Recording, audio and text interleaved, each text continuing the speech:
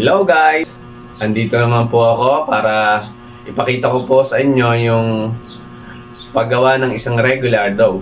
Compare po dun sa isang video ko na choco dough po yung ginawa ko.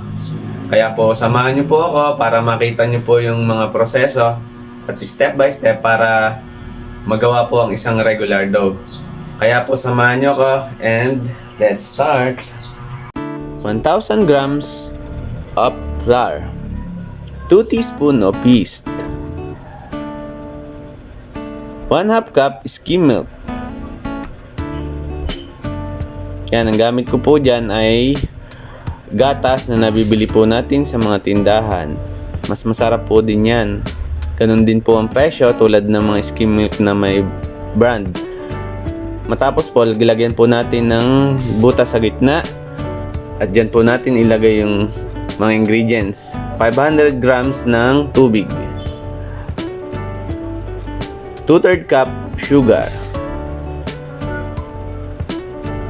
and 1 teaspoon of salt. Haluin lang po hanggang sa ma-mix po lahat ng mga inilagay. Enjoy lang po sa paggawa ng dough. 1 piece large of egg. Yan. Haluin lang po ulit hanggang sa ma-mix po yung inilagay nating ingredients. 2/3 cup of margarine or butter. Kung saan po tayo makakamura, lalo't pang negosyo, okay lang po yan, masarap naman po yan pag paghalo-halo natin. Nasa tamang pag-apply lang po yan ng mga ingredients. Yan po, start na po tayo magmasa. Patient lang po ang pagmamasa at ini-enjoy po natin. Yan, masahin po natin ng 8 to 10 minutes para mas gumanda yung dough. Pag sanay na po kayo, yan, makikita nyo yung mga advantage. Yan po.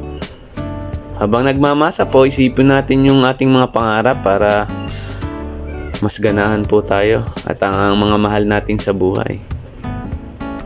Yan, pag maganda po yung texture ng dough, pwede na po natin siyang i-plastic or wag nating i-rest natin at nang para hindi mahanginan. Yan, after 1 hour, yan, push down po para mag-flat. Hindi ko na po ginamitan ng rolling pin. Kamay na lang po ang ginawa. Yan. Cut na po natin ang dough. Ang ganda po ng texture niya. And make sure po na malinis po ang mga kamay natin na bago humawak sa dough. Yan, bilugin po natin. Yan. Sa una lang po talaga struggle ang paggawa ng donut. Yan, lagyan po natin ng shortening. Yan, mantika pwede din po yan para hindi po kumapit yung dough sa tray.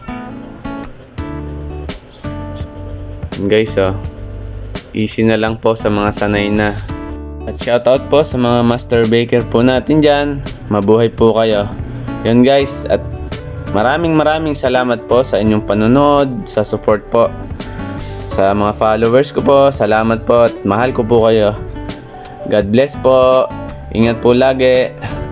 Thank you for watching.